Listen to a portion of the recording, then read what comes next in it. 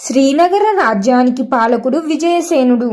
ఆయన ధర్మంగా ప్రజలను తన కన్న బిడ్డల వలె చూసుకునేవాడు. ఆ రాజుకు విక్రమసేనుడు అనే బాల్యమిత్రుడు ఉండేవాడు. విక్రమసేనుడు తరచు రాజ్యప్రసాదానికి వచ్చి రాజుతో కలిసి సమయం గడిపేవాడు. విజయసేనుడి వద్ద దివ్యమణి అనే అద్భుతమైన వజ్రం ఉండేది. ఒకానొకప్పుడు ఒక సిద్ధ పురుషుడు ఆ వజ్రాన్ని రాజుకు బహుమతిగా ఇస్తూ ఇలా చెప్పాడు: ఓ రాజా, ఈ దివ్యమణి ఎవరి వద్ద ఉంటే వారికి ఏ ప్రయత్నంలోనూ అపజయం అవమానం దరిచేరవు. ఇది నీ రాజ్యాన్ని అపాయాల నుండి కాపాడుతుంది. ఈ విధంగా ఆ సిద్ధ పురుషుడు చెప్పాడు. ఆనాటి నుండి రాజు ఆ వజ్రాన్ని తన పూజ మందిరంలో పెట్టి తన ప్రాణం కంటే ఎక్కువగా కాపాడుకుంటూ వచ్చాడు. దివ్యమణి గురించి, దాని మహిమ గురించి విక్రమసేనుడికి బాగా తెలుసు. రాజుగారి ఐశ్వర్యం, కీర్తి చూసి అసూయపడిన విక్రమసేనుడికి ఆ వజ్రాన్ని ఎలాగైనా దొంగలించి తాను అపజయం లేకుండా గొప్పవాడిగా మారాలనే దుర్బుద్ధి కలిగింది. ఒక రోజు రాత్రి అందరూ గాఢ నిద్రలో ఉన్న సమయం చూసి విక్రమసేనుడు రహస్యంగా పూజ గదిలోకి ప్రవేశించాడు.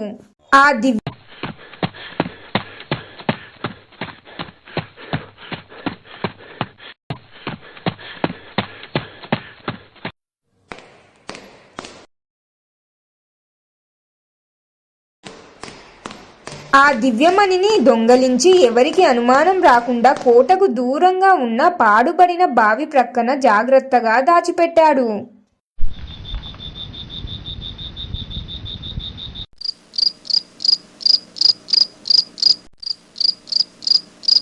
మరుసటి రోజు ఉదయం రాజు విజయసేనుడు పూజ కోసం వెళ్ళగా అక్కడ దివ్యమణి కనిపించలేదు.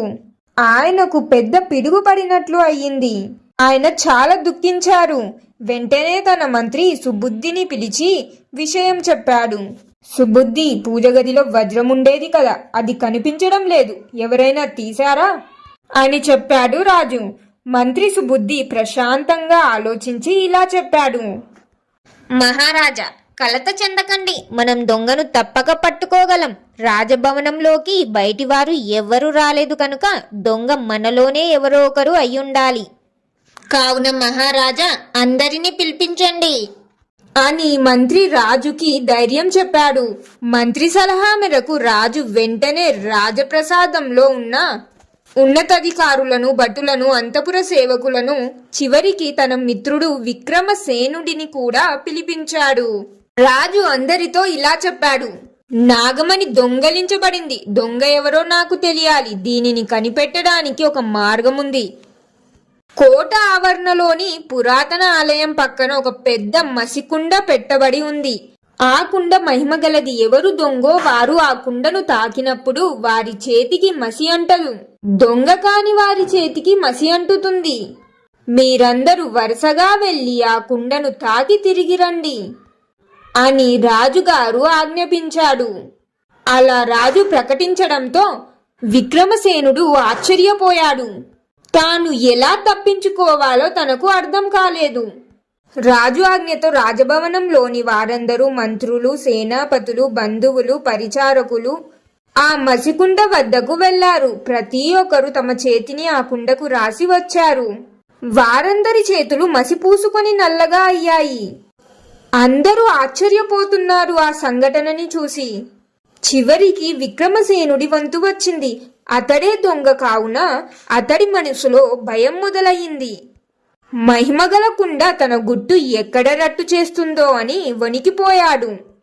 అందరిలా తాకితే మసి అంటుతుందో లేదో తెలియక దొరికిపోతానేమో అని భయపడి చకచక్యంగా కుండ ఉన్న చోటుకు వెళ్లి కుండను అస్సలు తాకకుండానే వెనుదిరిగి వచ్చాడు. అందరూ తిరిగి రాగానే రాజు భటులతో ఇలా చెప్పాడు: అందరి చేతులు పరిశీలించి చెప్పండి నాకు. రాజు ఆదేశించాడు కావున భటులు అందరి చేతులను జాగ్రత్తగా చూశారు. అందరి చేతులకు మసి పూసుకుని ఉంది. ఒక విక్రమసేనుడి చేతికి మాత్రం అసలు మసియే అంటలేదు. అది గమనించిన భటులు వెంటనే రాజుకు ఆ విషయం తెలియజేశారు. మహారాజా, విక్రమసేనుడి చేతికి ఎటువంటి మసి అంటలేదు. విజయసేనుడు చిరునవ్వు నవ్వి ఇలా చెప్పాడు: దొంగ దొరికాడు. మసి అంటకపోవడం అంటే మసి అంటకూడదనే భయంతో అసలు కుండనే తాకకుండా వచ్చిన వాడే దొంగ. ఎందుకంటే మసి అంటితే తానే దొంగని తెలిసిపోతాడని అసలు అటు చోటికి వెళ్ళాడు కాని ఆ కుండను తాకకుండానే వచ్చేశాడు.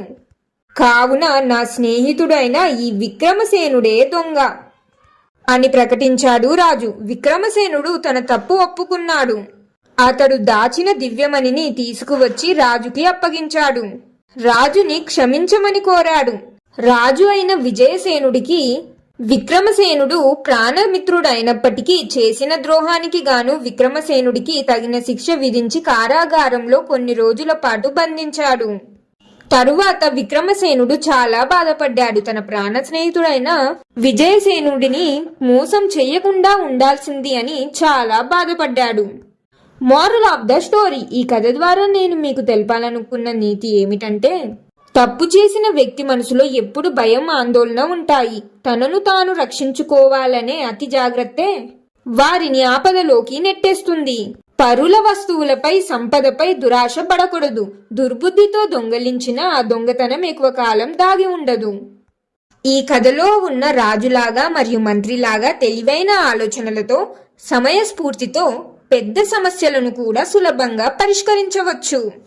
మరి ఈ కథ మీకు ఎలా అనిపించింది, నచ్చిందా, ఎలా ఉంది అనేది కామెంట్స్లో మీ అభిప్రాయాన్ని తెలియజేయండి. మరియు కథ నచ్చితే తప్పకుండా లైక్ చేయండి. మీ ఫ్యామిలీ అండ్ ఫ్రెండ్స్ తోటి కూడా షేర్ చేయండి. ఇంకెన్నో మంచి కథల కోసం ఇప్పుడు మన ఛానల్ని సబ్స్క్రైబ్ చేయండి. ఇంకొక మంచి కథతో మళ్ళీ కలుద్దాం. ధన్యవాదాలు.